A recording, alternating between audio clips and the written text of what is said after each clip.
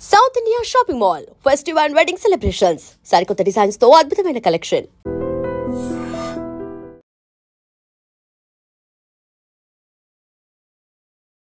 Boy friend and girl ఫ్రెండ్గా ఉన్నప్పుడు నీళ్ళు దగ్గు వచ్చినా కానీ తల మీద చేయి కొట్టడము, లేకపోతే అలా పొద్దున్నే గుడ్ మార్నింగ్లు గుడ్ ఈవినింగ్ చెప్పుకోవడము. ఈ ట్రెండ్ ఒకసారి జరిగిపోయిన తర్వాత పెళ్లి జరిగితే there will be a comparison between the previous one and the husband. సంవత్సరమైన కొంతమంది ఘోరంగా 20 సంవత్సరాలు కాపురం చేసిన వాళ్ళు కూడా ఇంకా మా వల్ల కాదు మేము కలిసి ఉండలేము అని చెప్పి విడాకులకు వెళ్తున్నారు. అసలు ఎక్కడ సరే ఎక్కడ ప్రాబ్లం జరుగుతుంది, అసలు ఏంటి విడాకులు ఏంటి అసలు? దానికి మన పాతగా ఒక సామెత ఉంది కదమ్మా, నరకయాతన పెట్టే వాళ్ళు కూడా ఉన్నారు. 100%. మరి అలాంటి నరకయాతన పెట్టే పరిస్థితులు ఉన్నా కూడా ఖచ్చితంగా శవంగా మారతామని తెలిసి అక్కడే ఉండాలంటారా? ఎందుకంటే ఆ పాతకాలంలో అలా జరిగేది కాదు. హస్బెండ్ అంత క్రూయల్ గా ఉన్నారేమో కానీ క్రూయాలిటీ ఎవ్వరూ భరించాల్సిన సిచ్యువేషన్ పరిస్థితి ఉండకూడదు, భరించొద్దు కూడా మేడం. అసలు ఏంటి విధానం ఏంటి డివోర్స్ కి సంబంధించి? చిన్నది ఏదైనా జరిగినా కానీ ఆడవాళ్ళకే ఫేవర్ గా ఉన్నాయి, మేము ఏమన్నా చేసుకోవచ్చు అని చెప్పి చేస్తారమ్మా. ఫ్యాక్ట్స్ అనేటివి వాళ్ళకి చెప్పాలి, అసలు ఏం జరుగుతుంది ఏంటిది, what are the things they have to consider. అంటే ఇక్కడ మెయిన్ రోల్ అంతా అడ్వకేట్ దే ఉంటుంది. 99% అడ్వకేట్ దే ఉంటుంది. ఆ 1% రోల్ అనేది క్లయింట్ ఉంటుంది. దీనికి ఒకటే రీజన్ ఏంటిదనంటే there should be a maturity between the both of the persons. నమస్కారం, వెల్కమ్ టు ఐ డ్రీమ్. నేను మీ విజిత. ప్రస్తుతం మనతో పాటు ఉన్నారు అడ్వకేట్ జిఎం రావు గారు. ఇప్పుడు వారితో మాట్లాడి అసలు విడాకులు ఎందుకు తీసుకుంటున్నారు ఈ మధ్యకాలంలో ఎక్కువగా, పెళ్ళైన వారం రోజులకే ఆఖరికి పెళ్ళైన నెక్స్ట్ డే నుంచే ఇంకా నాకు వద్దు ఈ వివాహ జీవితము అని చెప్పి అక్కడికి బ్రేక్ చేసుకునే వాళ్ళు కూడా చాలా మంది ఉన్నారు. అసలు ఏంటి, ఎందుకు ఇలా జరుగుతోంది, ఒకరినొకరు అర్థం చేసుకోలేక అని అంటున్నారు. పెళ్ళైన నెక్స్ట్ డేకి అర్థం చేసుకోకపోవడము అదంతా అనేది అసలు ఒకరి గురించి ఒకరు తెలుసుకోవడానికే ప్రయత్నించే అంత సమయమే ఉండని టైంలో అప్పుడే విడాకులు ఏంటి, ఇలాంటి మరిన్ని విషయాలు ఇప్పుడు సార్తో మాట్లాడి తెలుసుకునే ప్రయత్నం చేద్దాం. సార్ నమస్తే. నమస్తే సార్, చూస్తూ ఉన్నాము అంటే ఒకప్పటి కాలంలో అంటే పాత తరాల వాళ్ళ దగ్గరికి వచ్చేసరికి అసలు ఒక విడాకులు అనే పదం ఉందో లేదో కూడా ఎక్కడ వినిపించలేదు సార్, వినలేదు కూడా అలాంటి మాటలు.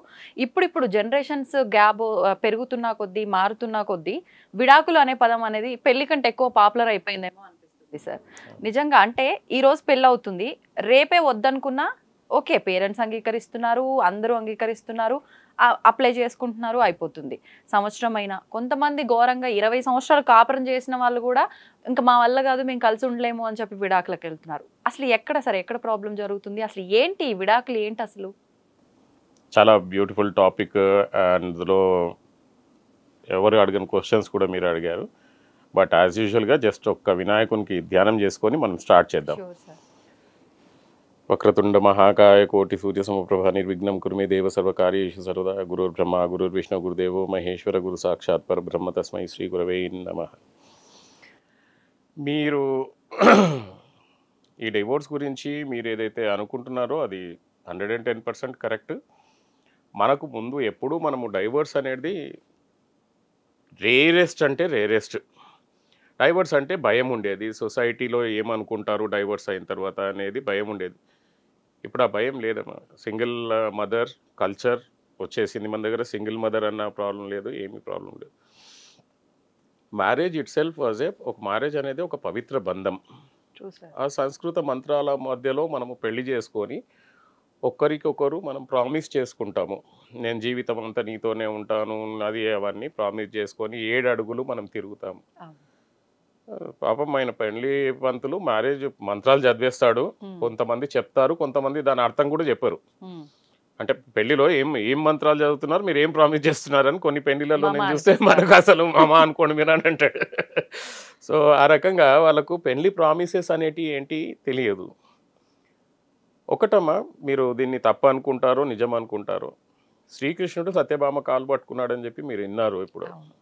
ఓకే, వైఫ్కి హస్బెండ్ అనేది దానికి మన పాతగా ఒక సామెత ఉంది కదమ్మా, అది కార్యేషు దాసి కన్నేషు మంత్రి భోజేషు మాత శయనేషు రంభ అని చెప్పి అన్నీ తనే.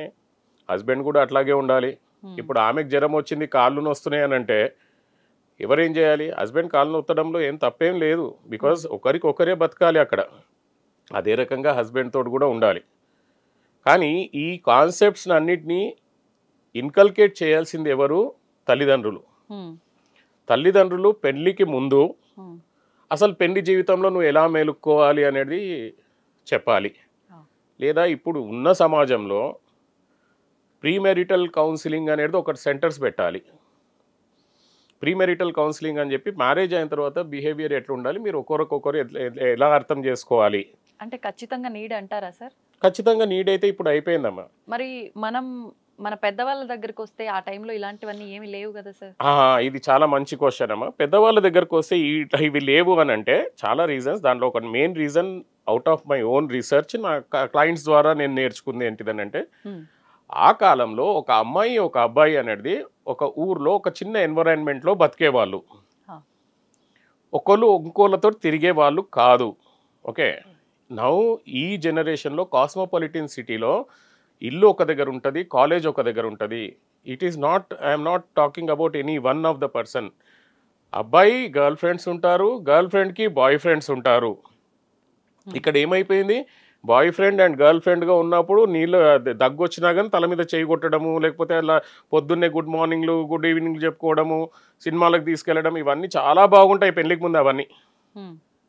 ఈ ట్రెండ్ ఒకసారి జరిగిపోయిన తర్వాత పెళ్లి జరిగితే there will be a comparison between the previous one and the husband.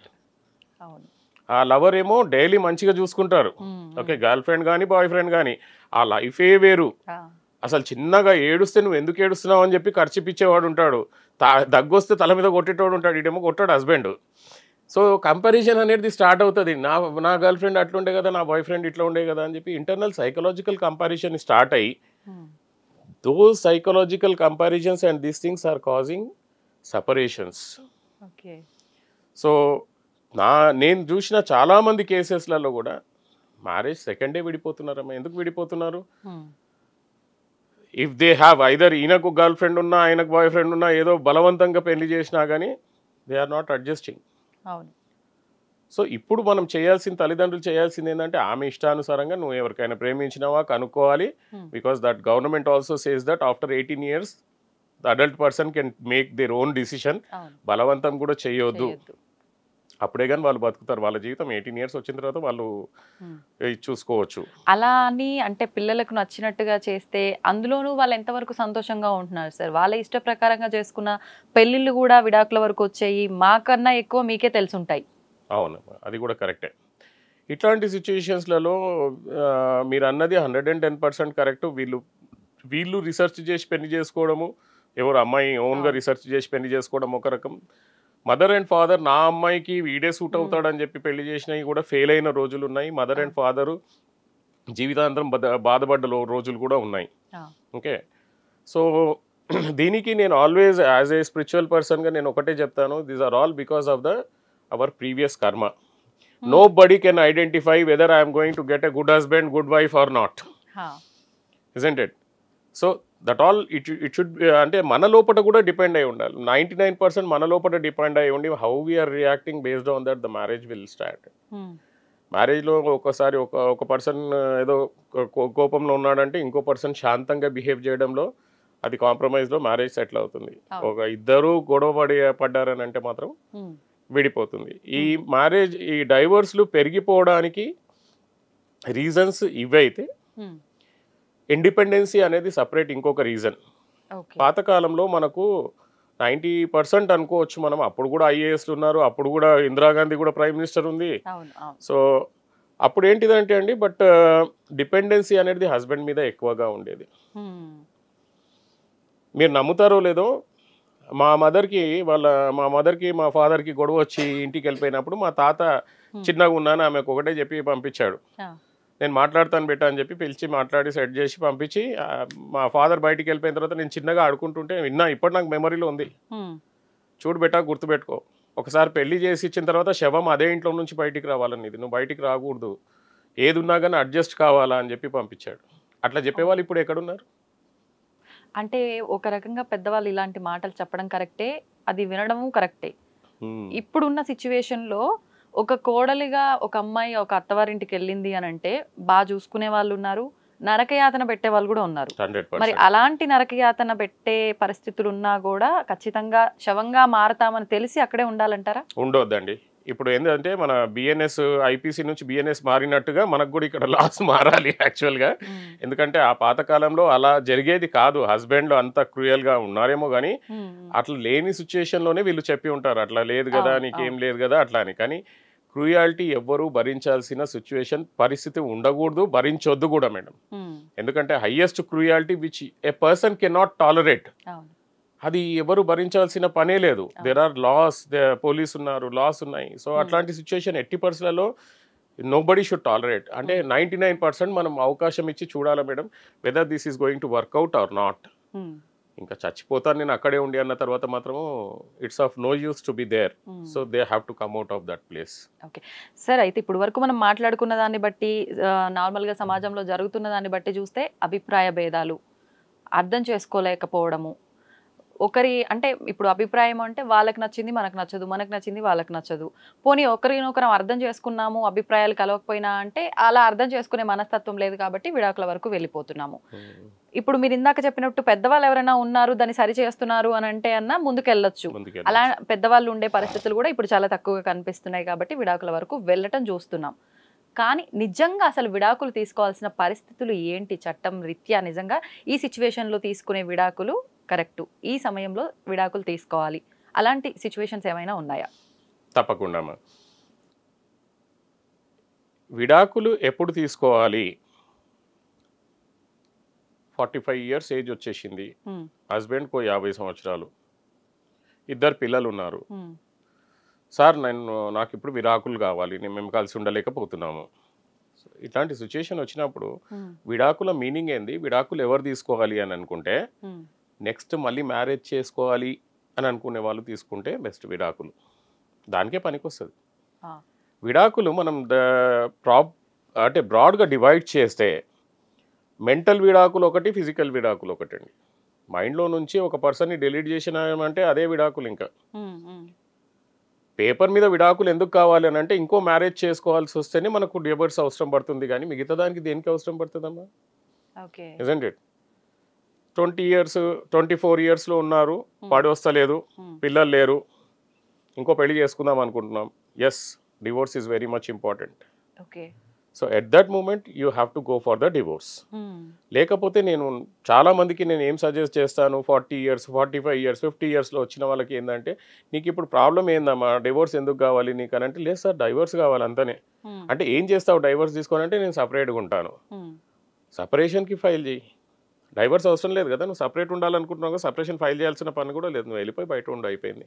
అవకాశం కూడా ఉందా సార్ చట్టరీత్యా? చట్టరీత్యా అవకాశం. ఇష్టం లేకపోతే మీరు బయట సపరేట్గా ఉండొచ్చు. ఓకే, మళ్ళీ ఆయన రెస్టిట్యూషన్ ఆఫ్ కన్జుగల్ రైట్స్ ఆయనకి ఇష్టం ఉంటే వేసుకుంటాడు, లేకపోతే లేదు.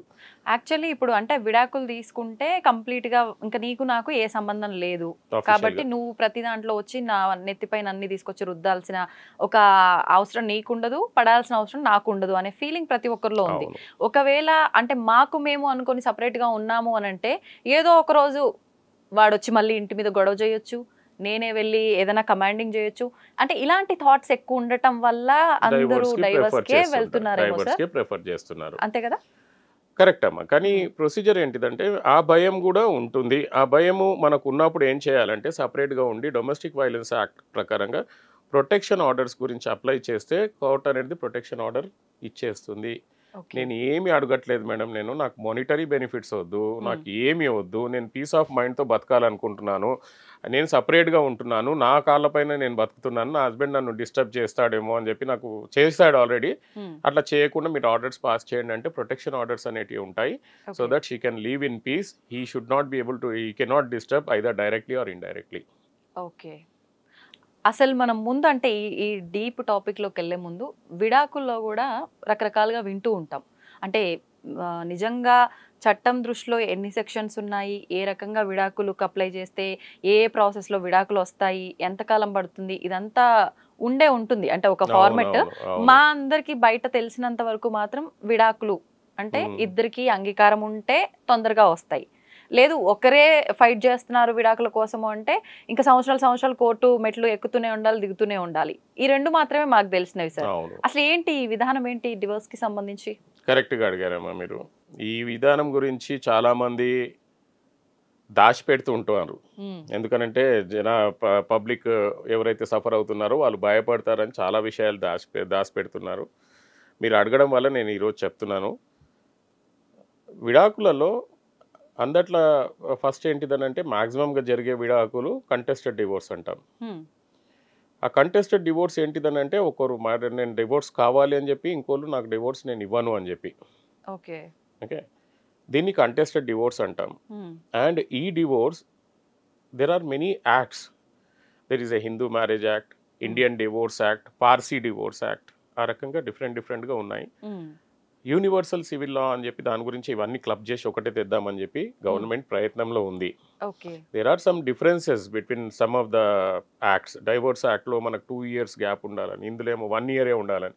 డైవోర్స్ అందరికీ సమానమైనప్పుడు అక్కడ 2 years ఎందుకు, ఇక్కడ 1 year ఎందుకు అనే క్వశ్చన్స్ సుప్రీంకోర్టు ముందలు వచ్చాయి. సో ఈ కంటెస్టెడ్ డివోర్స్లో ఏమవుతుందంటే మేడం, ఒక person either husband or wife, నేను ఏం చేసుకుంటావో చేసుకోపో వెళ్ళగానే అక్కడ మనము కోర్ట్ ప్రొసీడింగ్స్ వేస్తాము.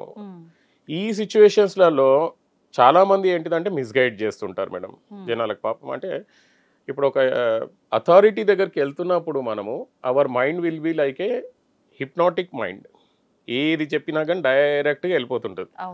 ఫర్ ఎగ్జాంపుల్ డాక్టర్ దగ్గరికి వెళ్ళి డాక్టర్ చెస్ట్ పెయిన్ వచ్చింది అని అంటే ఎప్పుడు వచ్చింది, సాయంత్రం. అయ్యో అసలు సాయంత్రం వచ్చింది, అసలు ఏ స్టేజ్ ఉందంటే వాడు అక్కడే పోయినా పోతాడు. అదే డాక్టర్ అన్నాడు అనుకో, ఎందుకే ప్రాబ్లం, అదే మన గ్యాస్ట్రిక్ ప్రాబ్లం ఉండొచ్చు అని అంటే వాడు అబ్బా అనుకుంటాడు. సో ఇక్కడ అడ్వకేట్స్ కూడా ప్రొఫెషనల్గా ఏం చేయాలని అంటే ఫ్యాక్ట్స్ అనేటివి వాళ్ళకి చెప్పాలి. అసలు ఏం జరుగుతుంది, ఏంటిది, what are the things they have to consider. Okay, so ఈ కంటెస్టెడ్ డివోర్స్లో ఫస్ట్ ఆఫ్ ఆల్ మనం ఒక పిటిషన్ ఫైల్ చేయాలి. ఆ పిటిషన్ ఫైల్ చేస్తూ దాని లోపల గ్రౌండ్స్, వెదర్ ఆడు పిచ్చోడా, లేకపోతే ఎనీ వెనిరల్ డిసీజెస్, అంటు వ్యాధులు ఏమన్నా ఉన్నాయా, లేకపోతే ఆడు 7 సంవత్సరాల నుంచి కనిపించట్లేదా, లేకపోతే మనకు క్రూయాలిటీయా. అయితే దీని లోపల కూడా చాలా ఎక్కువ కేసులు ఫైల్ చేసేది క్రూయాలిటీ మీదనే ఫైల్ చేస్తారు. ఓకే, సో ఈ క్రూయాలిటీ అనేది డిఫైన్ కూడా చేయలేదు ప్రాపర్గా. కానీ సుప్రీంకోర్టు వరకు వెళ్ళినప్పుడల్లా సుప్రీంకోర్టు కొన్ని జడ్జిమెంట్స్ పాస్ చేసింది. దాంట్లో క్రూయాలిటీ అంటే ఏంటిది అనేది డిఫైన్ చేసింది. ఓకే, ఆ క్రూయాలిటీ అనేది మనకు పిటిషన్లో ఉండాలి, ఏం క్రూయాలిటీ పైన మనం వెళ్తున్నాము అని చెప్పేసి. ఆ క్రూయాలిటీలో వెళ్ళినప్పుడు అడ్వకేట్ రోల్ ఇక్కడ ఏంటిదనంటే expert advocate should guide the client. ఏమేం కావాలి దీని లోపల నువ్వు విన్ కావాలంటే. క్లయింట్ పాపం ఏం తెలియకుండా వస్తారు. ఏ అడ్వకేట్ అయినా గొప్ప అడ్వకేట్ అనుకునే వస్తారు. ఎవరైనా కానీ అడ్వకేట్ అని అంటే అన్ని తెలుసుంటాయి కదా కానీ వస్తారు. కానీ అడ్వకేట్ ఏం చేయాలి, లేదమ్మా ఈ పిటిషన్లో ఇవి ఉన్నాయి, మినిమం ఎవిడెన్సెస్ ఇవి ఉండాలి మీకు. మీరు ఎవిడెన్సెస్ సిచ్యువేషన్స్ ప్రతి ఒక్కరికి ఒకటే ఉండవు madam. Every case there will be different. ఒకడు కొట్టినా అంటాడు, ఒకడు తిట్టినా అంటాడు, ఒకడు ఏమో నాకు డోర్ క్లోజ్ చేసేసి పెట్టేసిండ్రు అని అంటారు, ఒకరు అన్నం పెట్టలేదని అంటారు, రకరకాలుగా ఉంటాయి. సో అడ్వకేట్ ఏం చేయాలి, ఇలా అంటున్నావు కదమ్మా మరి ఏంటిది ఎవిడెన్స్లు ఏమైనా ఉన్నాయా, చిన్న ఎవిడెన్స్ లేదన్నా క్రూయాలిటీ ఒక 2-3 ఎవిడెన్స్లు ఉన్నాయి, అట్లాంటివి ఏమైనా అడగాలి. So it is the role of the advocate. అందుకని చెప్పి మనకి ఇండియాలో రామ్ జెఠ్మలాని, హరీష్ సాల్వే గారు, లేకపోతే పెద్ద పెద్ద వాళ్ళు, వాళ్ళకి ఎందుకు మనుషులు వాళ్ళ దగ్గరికి వెళ్తుంటారు, all the name famed advocates దగ్గరికి ఎందుకు వెళ్తుంటారు అంటే that is their experience. So ఈ ఎక్స్పీరియన్స్ ప్రకారంగా మనిషికి గైడ్ చేసి ఏమేం కావాలో వాళ్ళ దగ్గర నుంచి డాక్యుమెంట్స్ గ్యాదర్ చేసుకొని ప్రిపేర్ చేయడం. Drafting of the petition is the backbone of the case madam. పిటిషన్లో మీరు ఒక స్టోరీ రాసిన తర్వాత ఇంకో కేసులో ఇంకో స్టోరీ రాస్తా అనంటే కుదరదు. ఎందుకంటే దట్ ఈస్ ఆఫ్టర్ థాట్ అని చెప్పొచ్చు మనం. ఈ పిటిషన్లో రాయలేదు కదా అంటే నువ్వు కావాలని చెప్పి స్టోరీ బిల్డప్ చేసావని చెప్పి అంటాం మేము. సో మెయిన్ పిటిషన్ ఎప్పుడైతే రాస్తున్నామో ఆ పిటిషన్ అనేది ఎంత కాన్సన్ట్రేటెడ్గా రాయాలి అని అంటే even if you go to the high court you should be able to win. High court కూడా ఒకవేళ మిస్టేక్ అయితే we should be able to win in the Supreme court. ఆ సుప్రీంకోర్టు హైకోర్టు అన్ని చూసేది ఈ పిటిషనే. ఈ పిటిషన్లో రాయకుండా మళ్ళీ నేను కొత్త విషయాలు చెప్తానంటే ఆ కొత్త విషయాలకు అంత వాల్యూ ఉండదు. అంటే ఇక్కడ మెయిన్ రోల్ అంతా అడ్వకేట్ దే ఉంటుంది. 99% అడ్వకేట్ దే ఉంటుంది. ఆ 1% రోల్ అనేది క్లయింట్ ఉంటుంది. అది ఏంటిదో చెప్దాం, మనం డిస్కస్ చేద్దాం.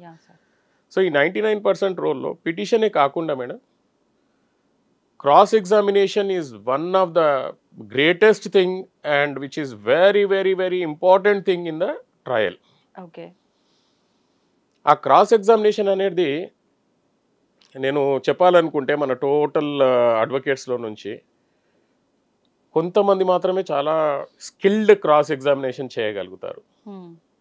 దాని గురించనే కొంతమంది అడ్వకేట్స్కే ఇది ఉంటుంది. అంటే ఇప్పుడు నాకు జనరల్గా నా దగ్గరకు వచ్చే వాళ్ళందరూ నేను ఆర్గ్యుమెంట్స్ ఇన్ని వస్తారు, సార్ మీరు ఆర్గ్యుమెంట్స్ బాగా చెప్తారు సార్, లాజికల్గా చెప్తారు సార్ అని చెప్పేసి. నేను ఒక్కనే కాదు, చాలామంది ఉన్నారు who knows how to do the cross examination. కొన్నిసార్లు క్రాస్ ఎగ్జామినేషన్ ఏమవుతుందనంటే మన కాలి మీద మన గొడ్డలతోటే కొట్టుకున్నట్టు అయిపోతుంది. ఒక ఎగ్జాంపుల్ చెప్తాను. అవునమ్మా నీకు ఇంటికి పోయినప్పుడు మీ హస్బెండ్ కొట్టాడా అంటే అవునండి కొట్టాడు అంటాడు. అంటే మనం క్రూయాలిటీ మనమే ప్రూవ్ చేపిస్తున్నట్టు కదా. క్వశ్చన్ మనదే, మనకే కొట్టుకున్నాం మనం కాళ్ళతోటి, ఇజంట్ ఇట్? సో ఆ రకంగా క్రాస్ ఎగ్జామినేషన్ అనేది చాలా ఏళ్ళ బట్టి మనం చేస్తుంటేనే కానీ మనకు క్రాస్ ఎగ్జామినేషన్ రాదు. క్రాస్ ఎగ్జామినేషన్లో చాలా రివర్స్ అయిన కేసెస్ చాలా ఉంటాయి. అంటే అడ్వకేట్స్కి తెలియక ఒకటి అడగాల్సిన కేసులో ఇంకోటి అడిగి ఇది చేస్తే. సో మీకు ఒక చిన్న క్రాస్ ఎగ్జామినేషన్ది ఫర్ ద బెనిఫిట్ ఆఫ్ మన అందరు ప్రేక్షకుల బెనిఫిట్ గురించి ఒక చిన్న ట్రయల్ చెప్తాను మీకు. This happened in Hayat Nagar court. Husband and wife ఇద్దరు మన గవర్నమెంట్ ఎంప్లాయీసే. ఓకే. సో హస్బెండ్ మన వైఫ్ డొమెస్టిక్ వైలెన్స్ కేసు వేసింది. ఏమనంటే నా నగలు మొత్తం లాక్కొని, నాకు పెళ్లిలో పెట్టిన నగలు మొత్తం లాక్కొని నన్ను ఇంట్లో నుంచి తరిమేశారు వీళ్ళు, అత్తింటి వాళ్ళు. ఓకే. ఆ కేసు ఒక 2-3 అడ్వకేట్స్ దగ్గరికి పోయిన తర్వాత నా దగ్గరకు వచ్చింది, సార్ ఈ కేసు మీరే డీల్ చేయాలి. నేను టేకప్ చేయనయా, ఆల్రెడీ ఫైల్ చేసిన కేసులు. ఎందుకంటే పిటిషన్ చాలా ఇంపార్టెంట్ డాక్యుమెంట్. అది ఇప్పుడేమో ఆ పిటిషన్ అయితే వాళ్ళు వేసిన, నువ్వు అది మన కౌంటర్ నువ్వు ఆల్రెడీ వేసినావు అంటున్నావు. ఆ కౌంటర్ నేను మాడిఫై చేయలేను ఇప్పుడు. అంటే వన్స్ 2-3 లాయర్స్ తీసుకున్న కేసుని ఇంకొక లాయర్ తీసుకుంటున్నాడు అంటే ఈయన వేలో ఈయన పిటిషన్ ఉండదా సార్? ముందు లాయర్ చేసిన పిటిషన్ ప్రకారంగానే వెళ్ళాలా? వెళ్తుంటారు మేడం. ఇంకా కొత్త పిటిషన్లు వేయడానికి లేవు. మీరు అమెండ్మెంట్ వేద్దామన్నా కానీ అమెండ్మెంట్ అన్ని సిచ్యువేషన్స్లలో అలౌ కాదు. ఓకే. సో ఒకసారి అంటే నేనైతే తీసుకోను మేడం. ఒకసారి ఎవరైనా పిటిషన్ వేశారు, కౌంటర్ వేశారు అని అంటే దాన్ని మనం తీసుకొని మళ్ళీ అడిషన్స్ నాకు నచ్చవు. సో నేను తీసుకోను అని అంటే సార్ వాళ్ళ మదర్ ఫాదర్ అందరు వచ్చేసి సార్ మీరు దయచేసి గవర్నమెంట్ ఎంప్లాయీస్ అది ఇది అని అంటే సరే అని తీసుకొని దానికి.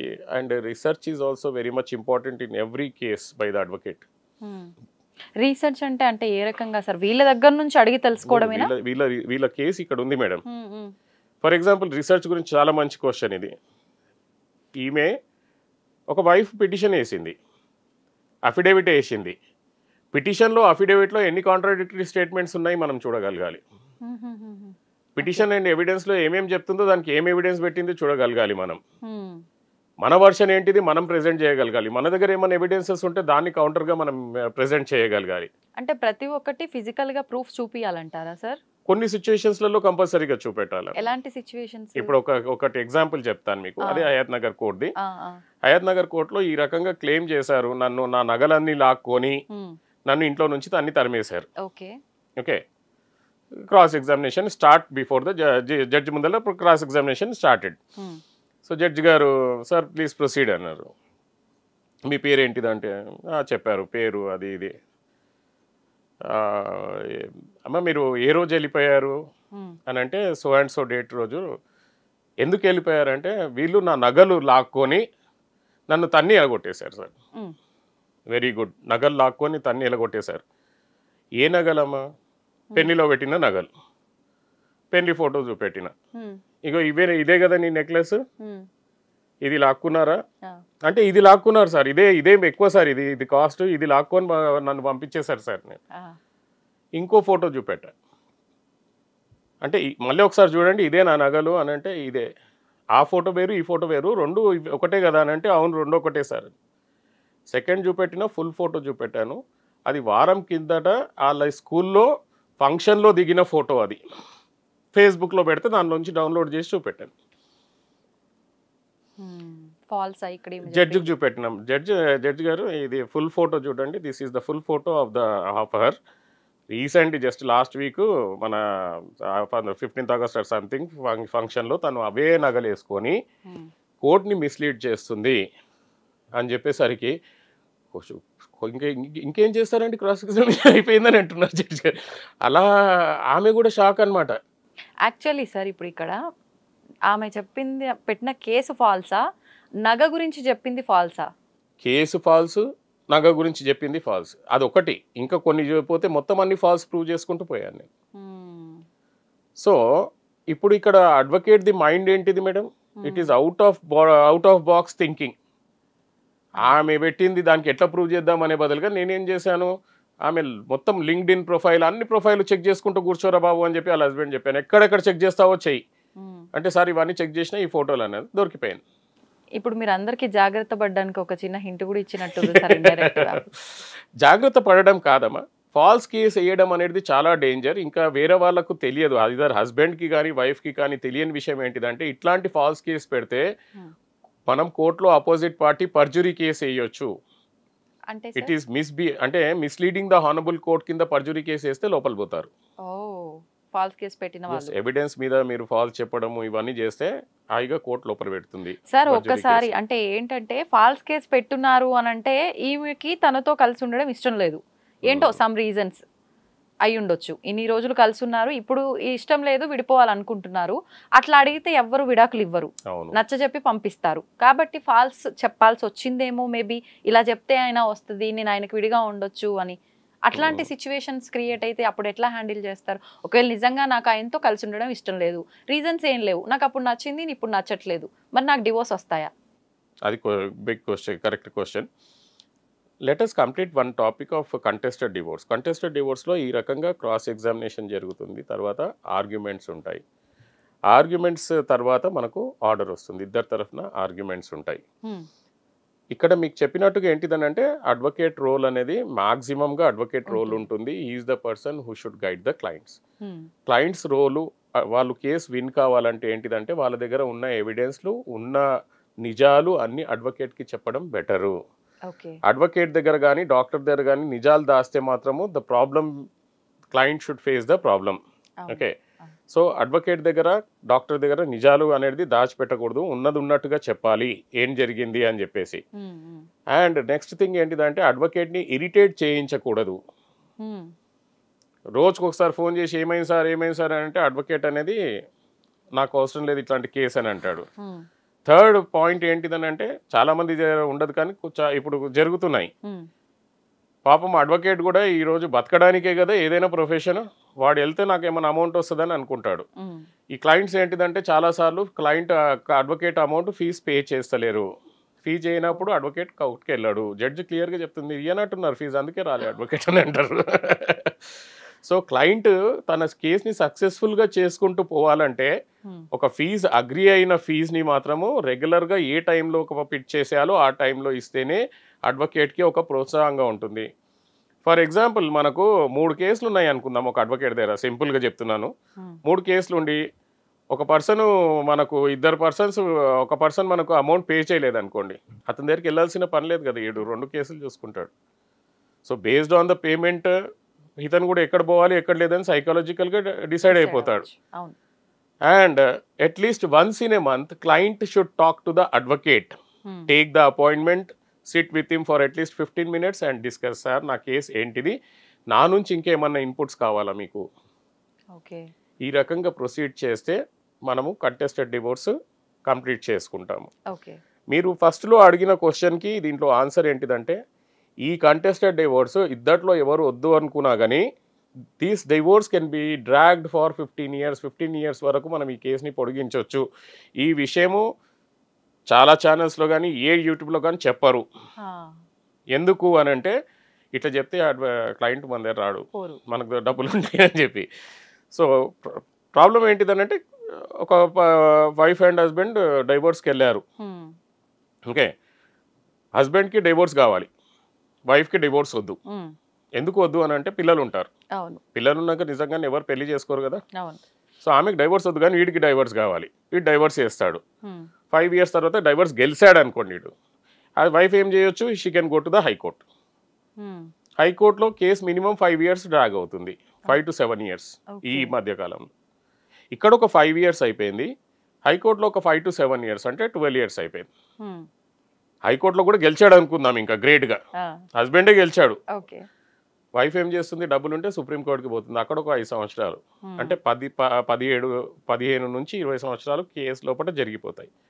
30 సంవత్సరాలు డైవర్స్ ఫైల్ చేస్తే 50 సంవత్సరాలు డైవర్స్ మీ చేతికి వస్తే అప్పుడు బెనిఫిట్ ఏంటి మీకు కదా? ఈ టైంలో ఎంత అమౌంట్ స్పెండ్ చేసుకున్నారు, ఎంత time, amount, mind, peace of mind లేదు, ఏమీ లేదు. 20 years. That is the reason. నేను ఏంటిదనంటే ఆధ్యాత్మికంలో థింక్ చేస్తే ఈ రూట్లో ఎవరు వెళ్ళరు మేడం, గ్యారంటీగా. ఎవరికైతే ఇప్పుడు మనం ఆధ్యాత్మికంలో ఈ టాపిక్లో చాలా డీప్గా వెళ్ళలేము, కానీ ఆధ్యాత్మికంగా మనం థింక్ చేస్తాం అనుకోండి, ఈ నెక్స్ట్ మినిట్ మనం ఉంటామో లేదో తెలియదు. ఎందుకు, మనం చేసుకునేది ఆగామి కర్మ. సో ఇప్పుడు జరిగేది ఆగామి కర్మ. ఈ కర్మ నేను నాకు అంటకుండా ఉండాలనంటే నాకు ఇవన్నీ నాకు అవసరం లేదు అనుకుంటే అసలు ఈ డైవర్స్లు ఉండయి. సెకండ్ టైప్ ఆఫ్ డైవర్స్ ఏంటిదనంటే మ్యూచువల్ డివోర్స్. ఓకే, మనకు తొందరగా డైవోర్స్ కావాలి అని అనుకుంటే మాత్రము mutual divorce is the best thing. Mutual డివోర్స్లో కోర్ట్ ఇంటర్ఫియర్ అవ్వదు. వైఫ్ అండ్ హస్బెండ్ మీరు ఏం మాట్లాడుకుంటారో మాట్లాడుకోండి, మీరు ఏం డిసైడ్ చేసుకుంటారో చేసుకోండి, నేను డైవర్స్ ఇస్తాను. That is that simple. Wife and husband కూర్చుంటారు, నాకేం అలుమోనే వద్దు. నా దగ్గర ఒక 2-3 కేసులు చూశాను మేడం. చాలా విచిత్రం ఏంటిదంటే వైఫ్ అండ్ హస్బెండ్ చాలా ఫ్రెండ్లీగా విడిపోయిన కేసులు అనమాట అవి. ఆ బెంజ్ కార్కు ఉంది కదండి, అది మీకు పనికి వస్తుంది, మీరు అది పెట్టేసుకోండి. లేదు లేదు, అది నీకే ఎక్కువ పనికి వస్తుంది. డైవర్స్ మ్యూచువల్ డైవర్స్ అగ్రిమెంట్ రాసేటప్పుడు వాళ్ళది కోఆపరేషన్ అట్లా ఉంది. అదే నాకు అర్థం కాలే. అంటే హైలీ ఎడ్యుకేటెడ్ పీపుల్ మేడం వాళ్ళు. హైలీ ఎడ్యుకేటెడ్ అంటే కలిసి ఉన్నాము, విడిపోవడం కూడా ఒక ఫ్రెండ్లీగా విడిపోదాము అనే అంత గ్రేట్ తత్వం వాళ్ళది. సో ఆ రకంగా ఉన్న వాళ్ళు ఉన్నారు. మ్యూచువల్ డైవర్స్లో మెమో అనేది ఒకటి రాసుకోవాలి, మెమరాండమ్ ఆఫ్ అగ్రిమెంట్ అనేది రాసుకొని, టర్మ్స్ అండ్ కండిషన్స్ రాసుకొని, ఈ ఎంఓయు అనేది కూడా చాలా గ్రేట్ రోల్ ప్లే చేస్తుంది మేడం. ఇది తెలియదు. ఎంఓయు ఎందుకు గ్రేట్ రోల్ ప్లే చేస్తుందని అంటే, ఇద్దరం అగ్రి అయ్యాం, సరే నేను వైఫ్ అంటది నాకు ఒక 50 లక్షలు కావాలి, లేకపోతే 25 లక్షలు కావాలి, నేను డైవర్స్ ఇస్తాను. హస్బెండ్ అంటాడు సరే నా దగ్గర 25 లక్షలు అని అంటే నేను ఈ రకంగా ఇస్తాను, ఈ మెమో సైన్ చేసినప్పుడు నేను నీకు 2 లక్షలు ఇస్తాను, కోర్టులో ఫైల్ చేసినప్పుడు ఒక 3 లక్షలు ఇస్తాను. ఓకే, నేను లాస్ట్కి మనకు డైవర్స్ రోజు నేను ఒక 20 lakhs ఇస్తాను, ఆ రకంగా 25 lakhs కంప్లీట్ అయిపోతుంది. ఓకే, ఇంకో రకంగా తీసుకుంటే సరే 25 lakhsలో నుంచి ఒక 10 లక్షలు నేను నీకు ముందు ఇస్తాను, 15 లక్షలు నేను కోర్టు డైవర్స్ డేట్లో ఇస్తాను. మ్యూచువల్ డైవర్స్ ఇప్పుడు ఆ మ్యూచువల్ అగ్రిమెంట్ ఎందుకు కావాలి అంటే, అది అగ్రిమెంట్ ఓవరాల్గా అయ్యి మీరు వెళ్ళి కోర్టులో ఫైల్ చేసిన తర్వాత 10 లక్షలు తీసేసుకొని ఈమె యూఎస్కి వెళ్ళిపోయింది అనుకోండి, ఈ పరిస్థితి ఏంటి కదా? జరిగాయి కూడా, అట్లాంటి కేసులు కూడా జరిగాయి. అందుకని చెప్పి మేడం ఒక మంచి అడ్వకేట్కి వాల్యూ చాలా ఉంది మేడం ఈ ప్రపంచంలో. ఒక మంచి అడ్వకేట్కి అనేది వాల్యూ ఉన్నది. ఇవన్నీ అంటే చేయరని కాదు, కానీ ఇవన్నీ కరెక్ట్గా మనము ఎక్స్ప్లెయిన్ చేయగలగాలి క్లయింట్స్కి. ఈ ఒక క్లయింట్ మన దగ్గరకు వస్తున్నాడంటే we have to protect him 360 degrees. Wife కానీ హస్బెండ్ కానీ వాళ్ళకు 360 degreesలో మనం ఆలోచించగలగాలి. నా దృష్టిలో ఈ కేసెస్ కానీ ఇవన్నీ ఏంటిదంటే ఒక చెస్ గేమ్ లాగా చూస్తాను madam. Once upon A time I was expert in chess. మనం ఈ స్టెప్ వేస్తే ఎదుటోడు ఏ స్టెప్ వేస్తాడో మనం ఆలోచించగలగాలి. మనం ఈ స్టెప్ వేస్తే ఎదుటోళ్ళు ఏ స్టెప్ వేస్తారు, ఇందులో ఏ ప్రాబ్లం రావచ్చు.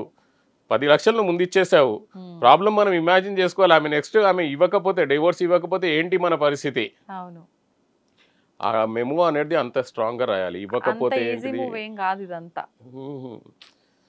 చాలా కేసుల్లో నేను మ్యూచువల్ డైవర్స్ నాకు కావాలి అని అంటారు కోపం రాంగే. నాకు అసలు నువ్వు వద్దు నాకు డైవర్స్ ఇచ్చేసి అనగా ఎంబడే ఫోన్ లిఫ్ట్ చేసి అడ్వకేట్ కి మాట్లాడుతుంది, నాకు డైవర్స్ కావాలండి అని చెప్పి వాళ్ళ హస్బెండ్ ముందల్నే ఇవ్వదు ఆమె. సో ఇక్కడ ఏంటిదనంటే ప్రాపర్ అడ్వకేట్, ఎక్స్పర్ట్ అడ్వకేట్ ఉంటేనే కానీ they can bind them together. నువ్వు ఇది చేయకపోతే నువ్వు జైలుకి పోతావు, నువ్వు ఇది చేయకపోతే జైలుకి పోతావు, ఇప్పుడు రాసుకున్నావు కదా నువ్వు చేయాలి. ఆ రకంగా అంత స్ట్రాంగ్గా రాయగలిగే పర్సన్ మనకు కావాలి మ్యూచువల్ డైవర్స్లో. అప్పుడు కానీ మ్యూచువల్ డైవర్స్ ఈజీగా సక్సెస్ అవుతాయి, లేకపోతే మ్యూచువల్ డైవర్స్ కూడా సక్సెస్ కావు. ఈ రెండు సక్సెస్ కాకపోవడానికి రీజన్ ఏంటిదనంటే పగ, రివెంజ్. సో ఇది సక్సెస్ కావద్దు, అది సక్సెస్ కావద్దు అన్నట్టుగా రివెంజ్లో ఎప్పుడు కానీ మనకు ఒక మదర్ ఫాదర్ పైన ఉన్న ఒక అఫెక్షన్ ఉంటుంది, బ్రదర్స్ పైన ఎవరిపైన. Delicate relationship is nothing but the marriage relationship. అన్నదమ్ములు ఎంత కొట్లాడుకున్నా కానీ కలుస్తారు, తల్లిదండ్రులు ఎంత కొట్లాడుకున్నా కానీ పెళ్లి చేసుకొని వద్దన్నా కానీ వెళ్ళిపోయినా కానీ మళ్ళీ వదిలేస్తే మళ్ళీ తల్లిదండ్రుల దగ్గరికి వచ్చేసినా కానీ తీసుకుంటారు. Wife and husband relationship is very very very delicate. మొగోడు నేను ఇంట్లో బిహేవ్ చేసినట్టుగా ఈమెతో బిహేవ్ చేస్తా అంటే అది కుదరదు. వైఫ్ నా ఇంట్లో నేను అట్లా ఉండే నేను ఇక్కడ వచ్చి నేను అత్తగారింట్లో అట్లా బిహేవ్ చేస్తా అంటే కుదరదు. దీనికి ఒకటే రీజన్ ఏంటిదనంటే there should be a maturity between the both of the persons. How అంటే వైఫ్ హస్బెండ్ని ఎట్లా టేక్ కేర్ చేయాలి, హస్బెండ్ వైఫ్ని ఎట్లా టేక్ కేర్ చేయాలి, అది ఉండగలిగితే మాత్రము మ్యారేజ్ లైఫ్ అనేది చాలా బ్యూటిఫుల్గా ఉంటుంది. And each of them they treat each other as friends. ప్రతి విషయం చేసుకున్నాడు ఇట్లా ఇది చేద్దాం, ఇద్దరు బ్యాడ్మింటన్స్ ఆడుకుంటారు, ఇద్దరు వాలీబాల్స్ ఆడుకుంటారు, అట్లాంటివి కూడా ఉన్నాయి మన కపుల్స్. ఇట్లాంటి సిచ్యువేషన్ రావాలనంటే మనిషికి ఆధ్యాత్మికత ఒకటి ఉండాలి. అది లేదని అనుకోండి, అట్లీస్ట్ మీరు అన్నట్టుగా స్టార్టింగ్లో అన్నట్టుగా అండర్స్టాండింగ్ అనేది ఇద్దరి మధ్యలో ఉండాలి. అయితే నాకు ఎవరు చెప్పిన రకంగా ఎక్కడో చదివాను, నాకు గుర్తొచ్చింది నా రీసెర్చ్లో ఏంటిదంటే there are 4 pillars to the marriage. The first pillar is respect towards each other. Respect పోయిందా ఏదో ఒక రోజు తెగిపోవడం ఖాయం. There should be a trust between each other. ఆ ట్రస్ట్ లాస్ అయినా కానీ అని పోయినట్టే. Third thing is that loyalty towards each other. Fourth thing is that communication. There should not be any communication gap. True sir, వీటి వల్లే ఇవి 4 పిల్లర్లు ఇట్లా కరెక్ట్గా మనం చూసుకోగలిగినాం అనుకోండి మేడం, మ్యారేజ్లో ఎవరు వచ్చినా ఏం చేయలేరు. ఎందుకంటే మేడం చాలా అంటే నేను చూసిన కేసెస్లలో why marriages are getting broken is that immaturity. పిల్లలు ఇంకా కాలేజ్ స్టేజ్లోనే ఉంటారు, అదే థింకింగ్ ఉంటుంది. ఇంకా అంటే ఒక గ్రోత్ స్టేజ్, ఒక మంచి మెచ్యూర్డ్ థింకింగ్ రావట్లేదు.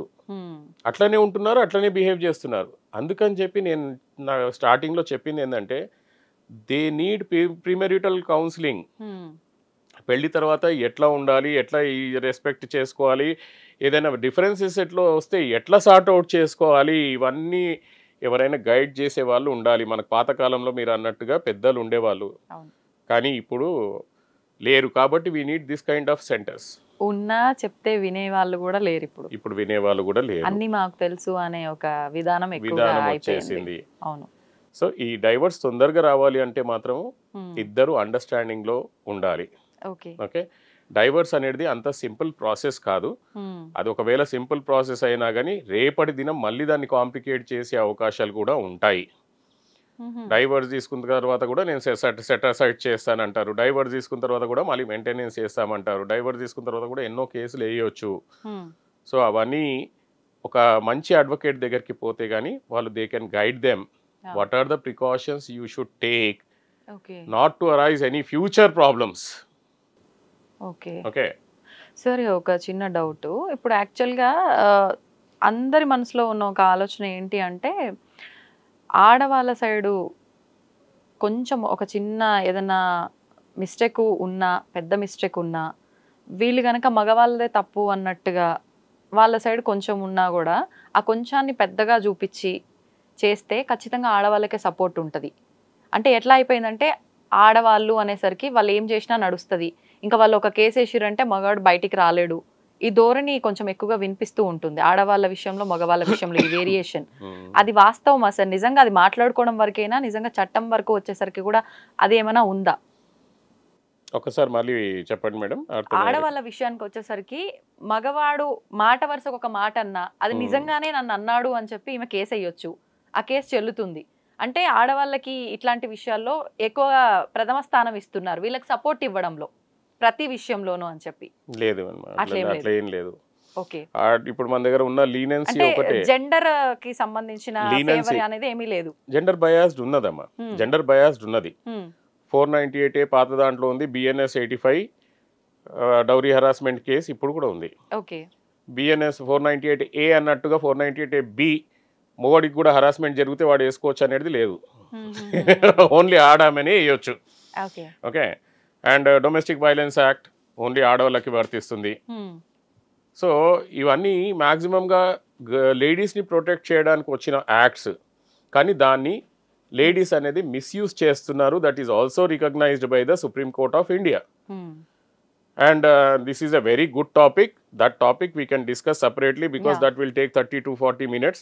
సో అది ఏంటిదనంటే, చిన్నది ఏదైనా జరిగినా కానీ ఆడవాళ్ళకే ఫేవర్గా ఉన్నాయి, మేము ఏమన్నా చేసుకోవచ్చు అని చెప్పి చేస్తారమ్మా.